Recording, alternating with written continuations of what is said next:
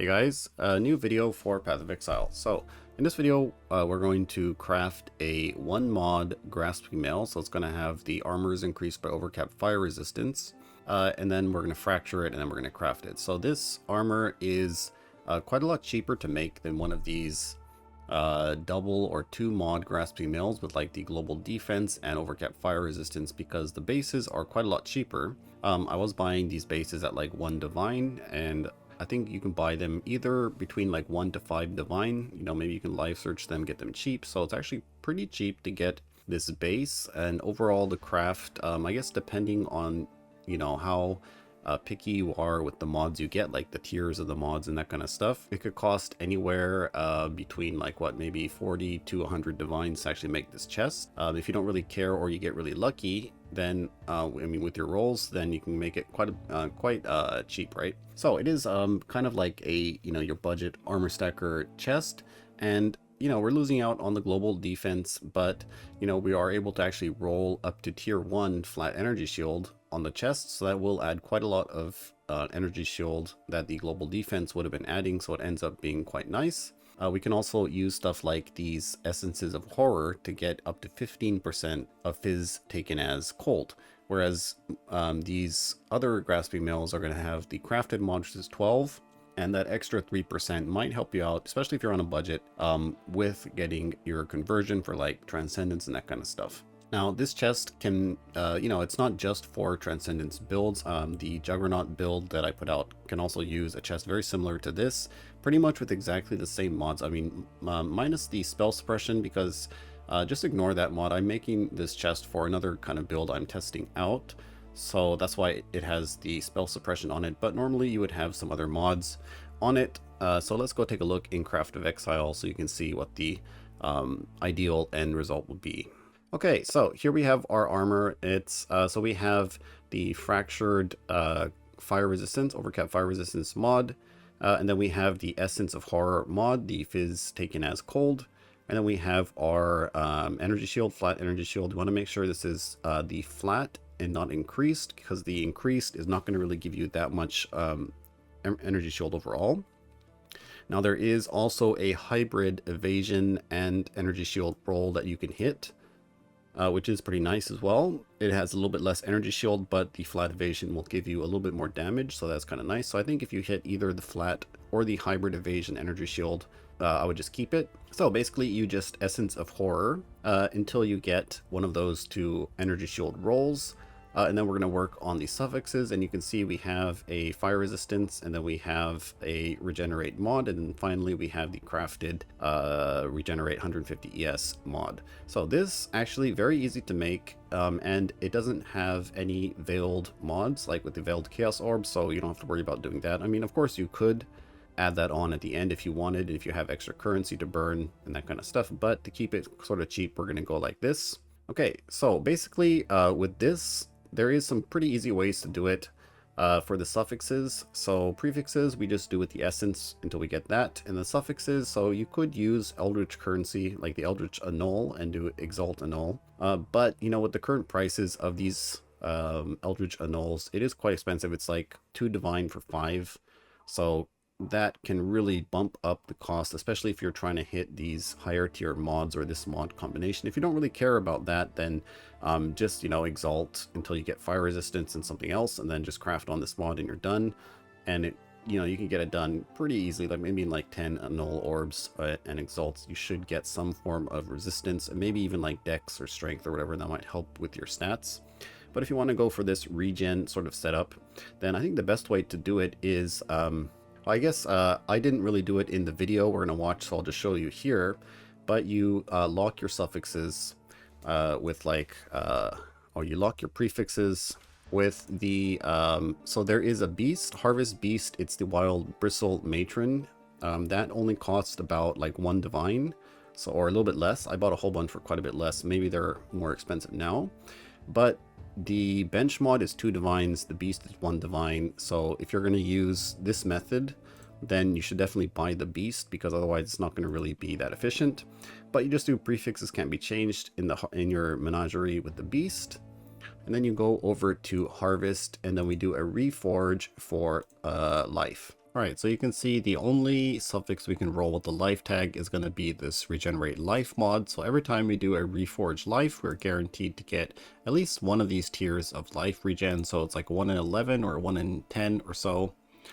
And you can see if we do the prefixes can't be changed, reforge life, we're getting our life. If we don't like the result, we just keep doing it again. This one here and all that good, keep going. And eventually you'll hit a decent tier of that. Like here we just hit tier 2, that's great. Then we can just exalt on something and you can see we got tier 3 fire resistance. I mean, that's totally fine. I would keep that. And then we have our suffixes finished. So overall, a lot cheaper to use this beast method with the wild bristle matron and reforge life and harvest. It's going to save you quite a lot of currency then rather than, you know, using the eldritch annuls and exalts and that kind of stuff. All right, so when you're crafting your base or when you're fracturing your base, sometimes you might buy some grasping mails that have 5 or 6 mods. And what you can do is, because the fracturing orb fractures an item with at least 4, so you want the item to have only 4 modifiers, because that gives you the higher, you know, a 1 in 4 chance to hit the mod you want. So what you can do is, ideally, basically you want to annul off a suffix. And the best way to do that is we use a lesser eldritch ichor. So if your item has no influence, like no, what do you call it, no red orbs applied to it, then all you need to do is add 1 lesser, and then you use the Eldritch Orb of Annulment. And it's going to remove a suffix. And you can see we have 4 mods. Make sure you do hold Alt to check, because sometimes these hybrid mods look like it's adding more, but it is actually only 4. In this case, we do have 5 mods still, so we do need to annul one more time. There we go. Now we have 4 mods, and we have a very high chance to fracture. So let's just try it out. And we didn't get it. Okay. But anyways, that's usually what happens. All right, so here we are with the Essence of Horror. So we're going to do the prefixes over here. So I did record this earlier when I couldn't actually do a commentary on it. So we're just going to talk over it and give you kind of an overview of what we're doing. So basically, the Essence of Horror for the prefixes, we're looking for the flat energy shield or the evasion and flat energy shield roll. And because these Essence of Horror are quite expensive, what I'm doing is I'm using these exalts and annuls. So like if I use the Essence of Horror and I don't hit a prefix or something like that, or I hit a prefix that's like life or something bad, I can try to annul it and exalt to save a little bit of money on the essences, because I think the essences are quite a bit more expensive.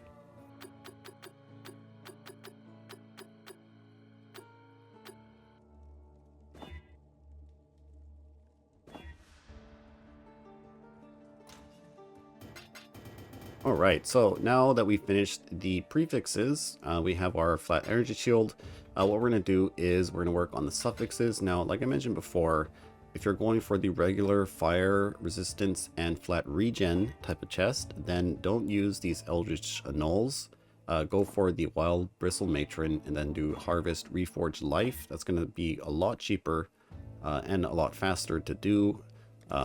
So just do that instead of what I'm doing, because for me, I was making this chest a little bit differently for a sort of build that I'm testing out with spell suppression. So I wanted to roll spell suppression, and spell suppression doesn't have any tags we can target.